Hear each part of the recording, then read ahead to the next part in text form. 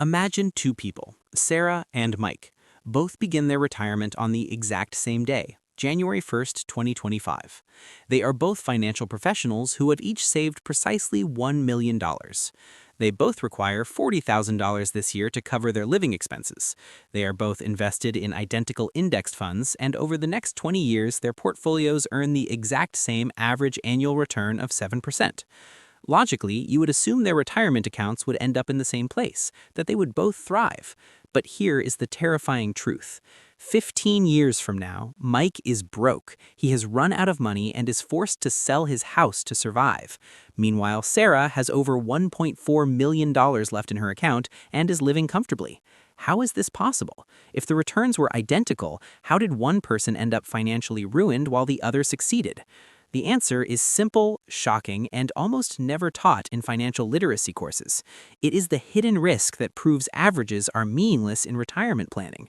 It is called sequence of returns risk.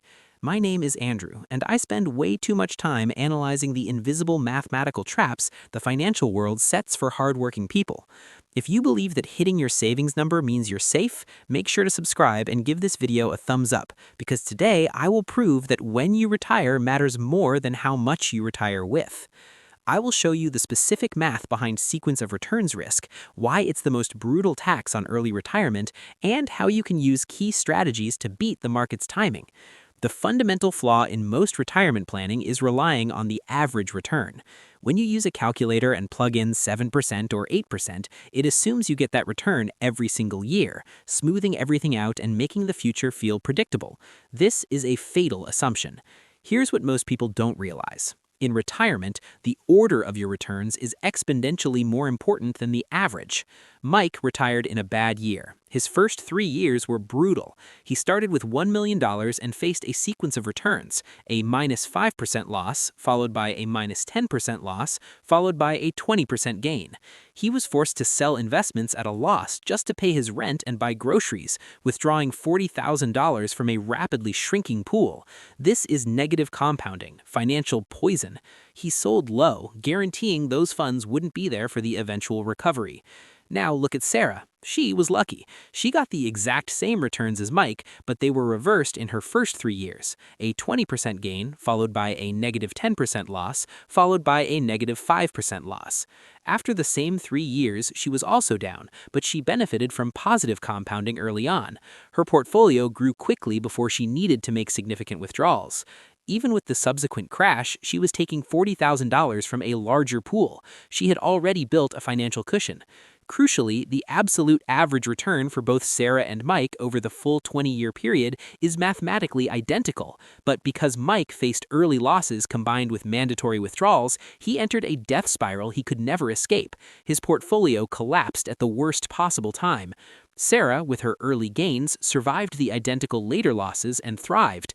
This is the psychological and mathematical trap of sequence of returns risk. Your risk is not static throughout retirement. It is hyper-concentrated in the first 5 to 10 years. The problem is, most people approach risk backwards. In the accumulation phase, when you are working and saving, volatility is your friend. Market dips let your money buy more shares. You want crashes in your 20s and 30s. The sequence of your returns doesn't matter much then, because you are constantly injecting new capital. But in the distribution phase, when you stop adding new capital and start making mandatory withdrawals, volatility is now your enemy. A crash in the first decade of retirement is catastrophic because you're selling assets at a loss, locking in that loss just to cover monthly bills. This hyper-concentrated risk period in the first decade of retirement is what I call the red zone. It's a 10-year period where market timing is everything, and a single bad sequence can lead to failure even if your savings calculations were perfect. You cannot predict the market, but you can build a defensive moat around your red zone. The goal is simple. Eliminate the need to sell equities during a market downturn in the first 10 years of retirement. This requires a fundamental shift in how you allocate your money leading up to and immediately following your retirement date. The bucket strategy is the single most effective way to manage sequence of returns risk, allowing you to segment your money based on its anticipated need.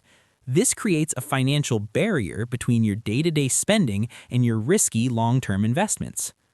The cash mode. Hold 3 to 5 years worth of living expenses entirely in cash or high-yield savings accounts to protect against immediate volatility. If the market crashes 30% on your first day of retirement, you simply draw from this cash for the next 3 years, leaving your stocks untouched to recover. The bond buffer. Hold 5 to 7 years worth of expenses in intermediate-term bonds or fixed annuities, serving as your defense in depth. If the market hasn't recovered by the time the cash moat is empty, you liquidate some bonds instead of selling stocks at a loss. The growth engine.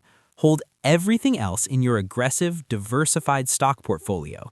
This money has a 10-plus year time horizon, allowing it to survive multiple recessions and benefit fully from compounding.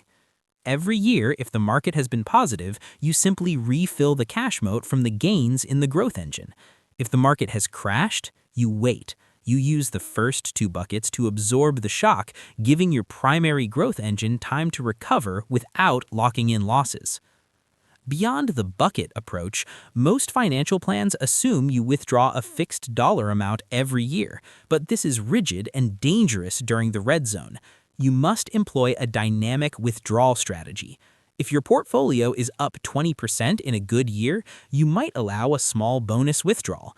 Crucially, if your portfolio is down 15% in a bad year, you commit to cutting your spending by a fixed percentage, say 5 to 10%.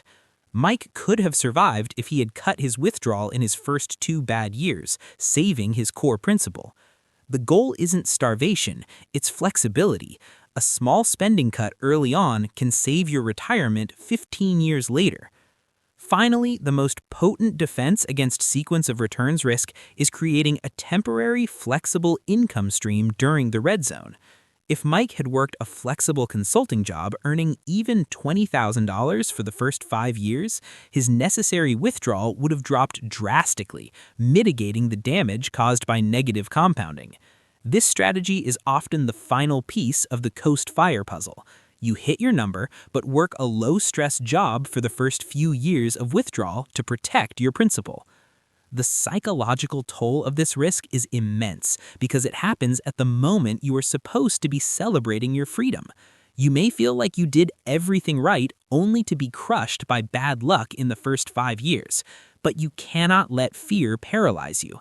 The solution isn't to save $5 million. The solution is to acknowledge the red zone and build the proper defenses. Sequence of returns risk is not a death sentence. It is a known variable that can be managed with structure and discipline. Don't let averages lull you into a false sense of security. Embrace the buckets, adopt dynamic withdrawals, and beat the market's bad timing. Hit like if this video exposed a major risk you didn't know about. Subscribe to Andrew for more ways to hack the system and secure your financial future. I'll see you in the next one.